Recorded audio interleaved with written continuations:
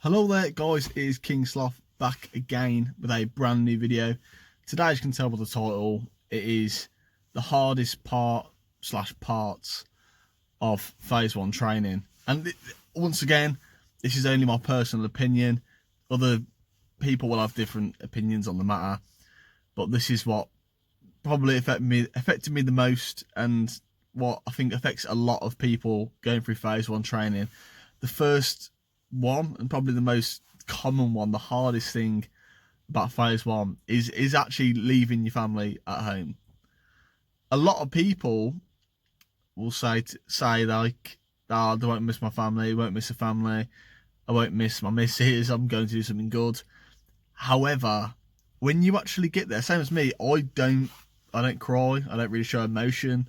I'm quite what's it called? I don't really have that much like empathy or sort of emotional tells. However, in phase 1, I feel like your emotions are fully heightened. You really, unless you have that really quick bond with your section straight away, it is very hard to release your thoughts, to be honest. You haven't really got anyone to talk to like in that deep personal way like you would with your family, with your wife, with your friends, people like that. So the hardest thing is having that is actually is missing your family. That is 100% one of the hardest things about phase 1 training. People will say, oh, I won't miss them. I won't miss them at all. Don't worry, I won't miss them. Myself, I'm going to go through my own experience now. Just let you all know what happened. I said to my now wife, I was like, oh, I won't miss you. I'll miss you, but I'll be fine. I won't ring you that much. I won't send you letters all the time. I won't like make you worry.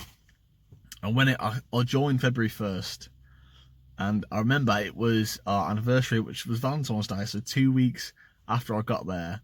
I remember the day I was really struggling, like mentally, physically. I was in clip. I was really struggling. Like the first week of actual proper like army fitness, it was really interesting. But I remember I rang her up and I was speaking to her on the phone. And I was just saying like, oh, I really miss you. I'm not sure what I'm doing. Like my legs hurt, my fucking head hurt, everything hurts at this point. And she was like, "You'll be fine. You'll do good. You'll be fine. You'll be fine. Don't worry." I remember I started to get upset with myself because I was there. Like I told her I wouldn't worry her, so I literally hung up the phone. I sat there and I was actually like tearing up. I was tearing up on the phone, like in front of my whole section. But then towards like I think after like week 3, I had built that quite. Once the rest of the section saw me struggling, like mentally, everything. I was struggling with quite a few things when I got there. They came and like they helped me out. So like when I was like after I finished talking to my missus on the phone, like I was on the night, they'll be like, one of the lads next to me was like, "Oh, how's your missus doing? How's the kids doing?" I'm like, "Do you know what? Yeah, they're doing really well." And that having someone then to question what I've been speaking about, like made me like disconnect from home. I was back into that phase 1. Okay, my wife and kids fine. They're at home. They're safe. They're fed. They've got a home. They're fine. Now I'm back in phase 1. I've got prep for the next day. Sort my kit out. You sort of get used to that way around it. So yeah, that's the main one, missing your family. The second hardest thing is, personally, it's the mental challenges. And I'm going to give you a little quote. Is that your mind will give up 10 times before your body gives up once.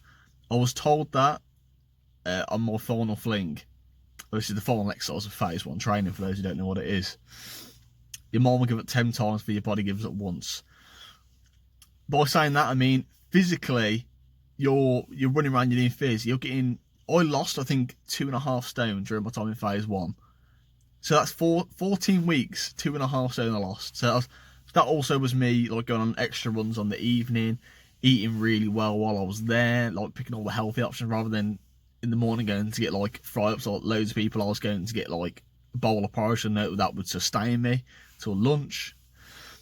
But it is true, your mind will play tricks on you. You'll think that you've got nothing left in the tank. Nothing at all. You think you're going to start dropping. You're going to say you're on a run and you see people are behind you, they're really struggling. In your head, you're there like, I'll drop back to them. I can drop back to them. Like play it easy. even that you shouldn't be doing. You should be literally at the point of exhaustion, to the point where you don't think you can carry on, but then you force yourself. That's how you improve. So it's all the mental challenges. I remember, obviously I mentioned that final fling. I remember this is when he told me we were doing a stretcher race, and I remember, not a stretcher, like a stretcher carry, so like the last attack, the final attack, one of us got shot, apparently, like fake rounds. He was down, we had to carry him out. I mean, it was only, I think it was only like 1.5 mile, 2 mile, if that. But I remember everyone was really stressed out, because the night before we were bugged out at like 3 in the morning. No, we finished doing like attacks at like 1 in the morning, so we're all absolutely hanging out. Then it was, you get back, we got bugged out 2 hours after going to sleep. So some of us had sleep, some of us didn't. So like, I literally came back, sorted out all my, rather than getting in my bed straight away, I sorted out all my kit, get everything like packed the way I wanted, because I knew we were going back the next day. And it was so I came on, packed all my stuff away, then I went to stay for an hour, then we got bugged out.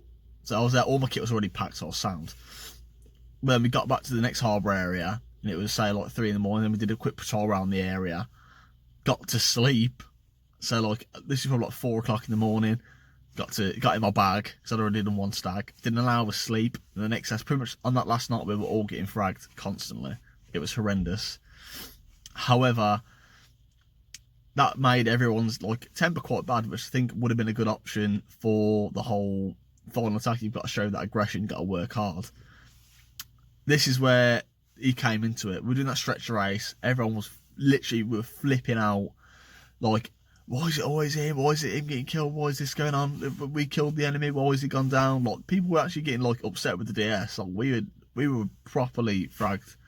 Probably even the DS, like the directing staff, they were trashed out, because it tipped it down. On the last day, we'd have the heat wave the whole time. On the last day of the final attack, it tipped it down all night. So everyone's absolutely piss wrapped, which is obviously, you're soaked.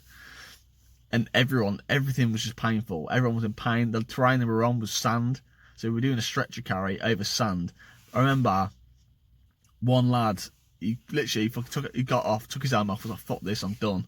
I quit, I've had enough. And the lad walked, I literally started walking up to it, I've grabbed him, I was like, we'll get fucking back on here. Dragged him on, pulled him on, I was like, come on, let's just get this done, we're almost there. You can actually see where we're about to finish. But I remember, we got him on, and the corporal DS was that literally came up and said, your mom will give up 10 times before your body gives up once. You can do this, you've carried more weight than this. You've carried it for longer. You know your body can physically do it, so why don't you just push yourself that last little bit? And I remember being like, do you know what? Yeah, that's good. So there you go. Those, I think, are the main challenges of phase one, the hardest challenges of phase one training. You're missing your family, your wife, your kids, your friends, and you've got the mental challenges that come with being at phase one. And you always need to remember, your mom will give up 10 times before your body gives up once. It's been King Sloth. Like, comment, subscribe. See you all soon.